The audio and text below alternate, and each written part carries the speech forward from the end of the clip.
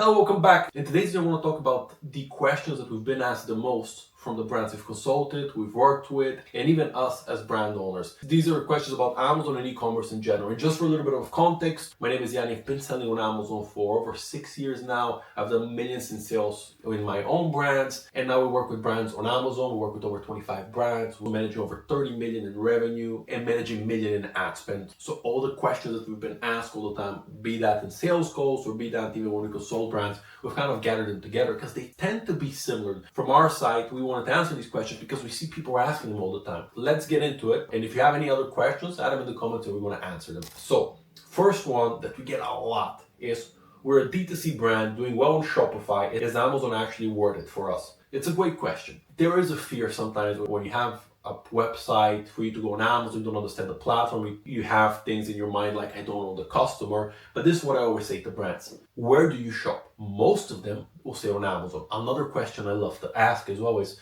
from the last 10 orders you've done, how many are from Amazon? Usually it's 80 to 90%. And that's what your customer does. Forget about what you think. Forget about what your friends think. Think about what the customer thinks and most importantly does. Amazon is a proven marketplace. It's the biggest e-com marketplace in the world. There's no one bigger. So there's a reason for this and there's no one trusted. That's why when you think about where your customer is, that's where you want to be. And when it comes to Amazon, it's definitely worth it. Now you need to understand how to go on Amazon. You need to understand that Amazon is different from Shopify, but when it comes to worth it, absolutely. I mean, we have brands that we work with that do 5 million on their website, and now they do an additional 5 million on Amazon. It either becomes the second biggest channel or many times surpasses the website. And I don't want to expand too much on this, but think about this as well. If you're trying to sell your brand or you want your brand to be sold or you want a bigger multiple for your brand, having Amazon actually helps. Being just on Shopify is great. Just having your website is great. But if you can have an Amazon TikTok shop, that only increases your multiples and your chance for success. Next question. Will Amazon cannibalize our D2C sales? And the short answer is no. And I'll explain why.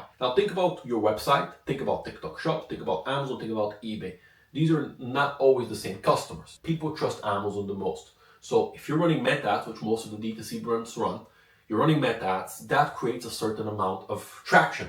Not everyone who sees your meta ad buys, but a lot of them remember your brand and many of them will search it on Amazon. So you start creating what is called search term. People searching for you on Amazon, your actual brand. Many of the D2C brands that do very well on Shopify and run a lot of meta ads and spend a lot of money on meta ads have a good search volume for their own brand on Amazon.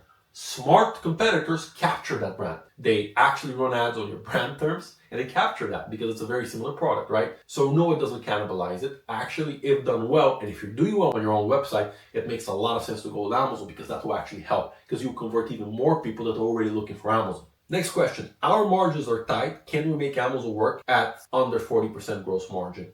Well, we need to define what gross margin is. On Amazon, you have the fees part, which is a massive amount. Many times the Amazon FBA fees can be anywhere between 30 to 40%. So if your gross margin is very low, you struggle. But what we do for Amazon and brands and how we could calculate gross margin on Amazon, it's after fees. So after fees, if you have over 30%, you do have room to play. I've seen brands with 20% gross margin after fees do extremely well because they can do a lot of volume. Ideally, you want to have 30% plus gross margin. The higher, the better. And this is after Amazon fees. If you have those margins, you have a solid product, you can definitely do well. But understanding your margin is paramount. If you have 5 to 10% gross margin after fees on Amazon, you'll struggle significantly. Next question. How do we compete with Chinese sellers? I mean, this is a question we get quite often, less now than before. Something that good happened in the space probably around 6 to 8 months ago, where Chinese sellers started to get a lot more scrutiny. They actually started checking their books. So a lot of them actually shut down because they're playing unfair. That being said, even if that didn't happen, and a lot of Chinese sellers still there doing black hat tactics,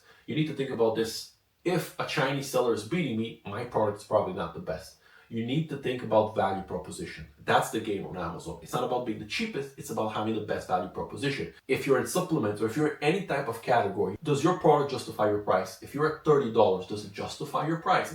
If you're at $40, compared to anyone who's selling it, does it justify your price? So you don't need to be the cheapest, but you need to have the best value proposition. And if you do, then you're going to sell very well. So it's not about Chinese or UK or Europe. It's about the actual product being good and being shown and seen in the right way on the platform. Next question. Should we launch every SKU or start with the hero product from our website? For me personally, if you can, launch all products, and I'll tell you why, because sometimes your hero product on your website is not going to be your hero product on Amazon. So if you can, definitely launch all of them. If not, start with the best sellers and then take it from there. Very important though, when you're launching on Amazon, you need to understand how to launch. It's not exactly like D2C. So if you have the same images, same copy, same setup, you're not going to do as well. Next question, vendor central or seller central? Which one works best for a brand like ours? I'll give you a bit of an explanation of what vendor and seller is. Vendor is when Amazon buys the product directly from you, almost working like a retail partner, and they sell it themselves, which many times gives you different fees and you can sell it at a much lower price. Vendor tends to work very well for items that are very low priced, something like milk, something like grocery, it tends to work well for them, or cleaning products. The issue with vendor is that it's very clunky, it's very slow, so many times you can run out of stock. The actual platform is very clunky. You have to advertise yourself, so you still need to advertise yourself. It's not like Amazon advertises for yourself. No, you need to advertise for yourself. You need to create your listing,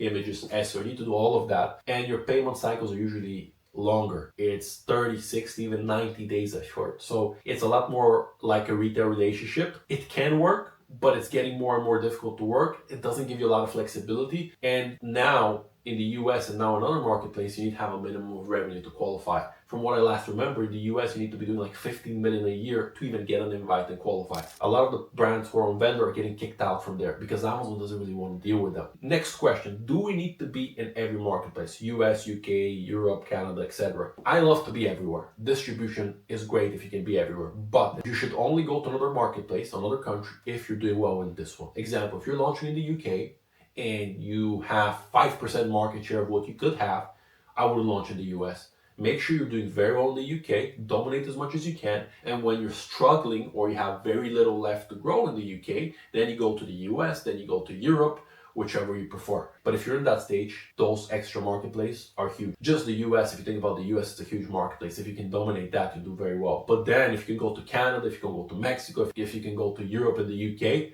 and you can dominate those as well, perfect, because extra sales is extra diversification. Your product gets known here better. And the more, if you want to go in retail, it's actually easier because you have the data of the product doing well on the Amazon marketplace. Next question, ACoS or TACoS, which one actually matters? Both matter, but they're different.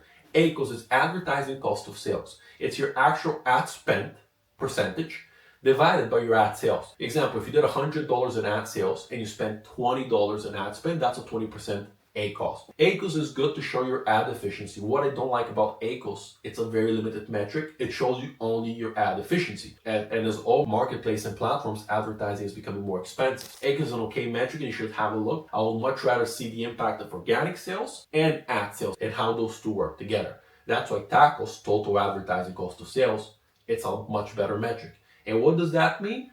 Ad spend divided by your total sales. Example, if you spend $100 in ad spend and you generate total sales, advertising sales and organic sales of $1,000, that is a 10% TACoS.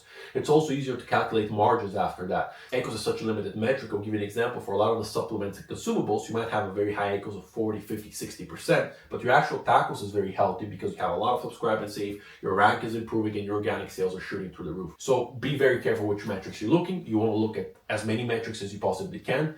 But ACoS in isolation, it's very limited. It can actually cost you a lot of money if you're over obsessed on that metric. So next question, what's a good TACoS for our category? For me, what a good TACoS is, it's not so much depending on the category, but it's a lot more depending on your margin. Example, if your gross margin is 40% after fees and your TACoS is 20%, I'm left with 20% margin, which for most brands is pretty good, right? So it's very depending on your gross margin. But on average, anything under 10 is pretty good nowadays. There's many times you can get it under 5. We have a lot of brands we work with that's under 5, some even under 3. You need to be careful because if you have a lot of margin left and you're not dominating your category and you have a very low TACoS, it means many times you're not even pushing that hard. Long story short, very depending on your margin, be very careful if it's too low or too high, because if it's too low, usually you're leaving a lot of money at the table because you're not pushing ad spend. If it's too high, you have no margin left and you need to fix one of the funnels of conversion, click-through rate, pricing, etc. ACoS, what is a good ACoS? Everything that's profitable is good on ACoS. Usually considered good nowadays is anywhere between 20 to 30%. The issue with that that, again, going back to the previous question, is it's such a limited metric. You can have a 50% ACoS and do extremely well on Amazon. You can have a 10% ACoS and have barely any sales. You have to understand how to read data in aggregate. Next question. When should we raise bids versus raise budgets? Great question. We get this all the time. You raise bids when first you have the budget and when something is working. If your targeting, your keyword is working, you can raise bids. If it's not working, you lower bids. And what does working mean? That's where you need to understand your numbers. Because some campaigns might look like they're costing you a lot, but they're bringing a lot of organic sales and total sales, and overall they're profitable. When should you raise budget? Similar to ads. When you see your budget is starting to cap out, you want to increase your budget, because the key here is not spend the least, it's spend the most profitably. Next question. How do we actually increase review rate? This is a question we get all the time. And reviews on Amazon are very tricky. First, Amazon is very protective of reviews.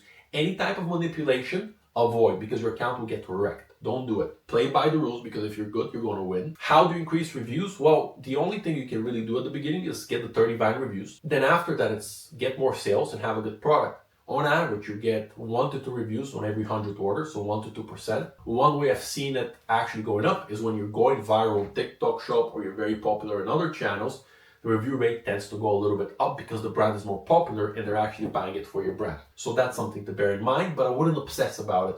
The most important thing here is, and I can't stress this enough, and don't do shady stuff, don't do tricky stuff, because it's going to cost you a lot in the long term. Next question. Which one is more important, my listing or PPC? This is a great question. And we're getting a lot more of these lately because brands are starting to understand what's working and what's not. I see them as two. So PPC and the actual listing and product detail page, they're becoming one of the same. And I'll tell you why.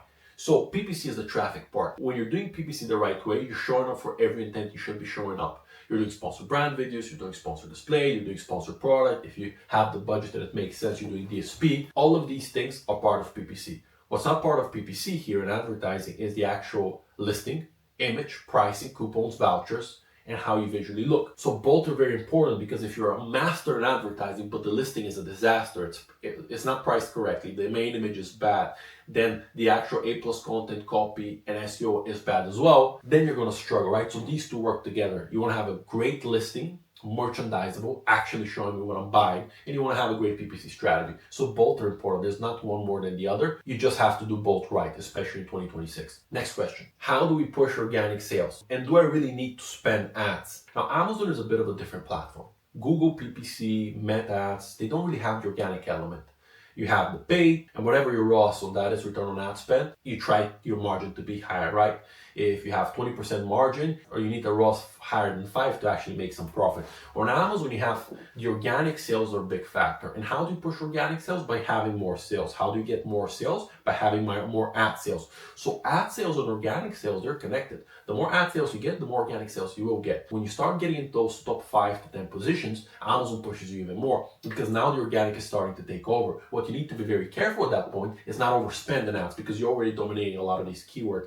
But never, and I say never, stop advertising. And I'll tell you why. Because every time we've seen brands advertise, regardless of how well they do on TikTok, regardless of how well they do on D2C, they always see a decrease in sales. Now, if you're doing extremely well on those channels, I'm not saying spend all your money on ads, but have some level of advertisement. Dominate where you can, because if you have all of that outside traffic and you have ads showing up for keywords you need to be showing up, it will explode even more. So always be advertising on Amazon 100%, now more than ever. 2026, if you don't advertise, it's a pay-to-play game. You have to advertise. Last question, but not the least important. Should I have TikTok, and how important is TikTok for sales? Well, TikTok is a great platform. Personally, I've sold a good amount on TikTok with our own brands, and it's a platform that's very, very interesting. It has exploded. But TikTok, if done right for the right product, can be incredible for Amazon's success. I'll explain why. TikTok, it's a discovery platform. Compared to Amazon, it's where you search. You go to Amazon because you're searching for something and your intent of buying is super high.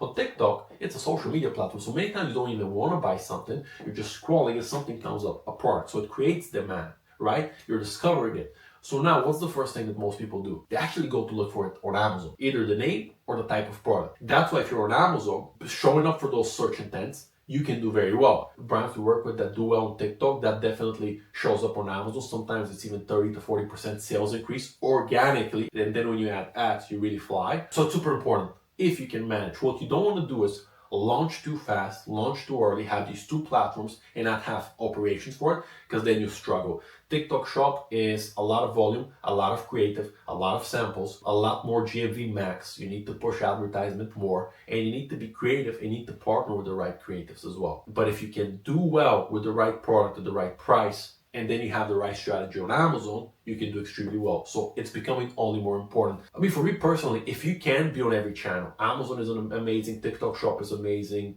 having your own website is amazing. Don't discriminate channels, be where the customer is. Forget about how you feel about these platforms. A lot of people don't like Amazon. They're very difficult to work with and to deal with, but customers are there and they want to buy all the time. I hope you like this video. A lot more to come. Stay tuned.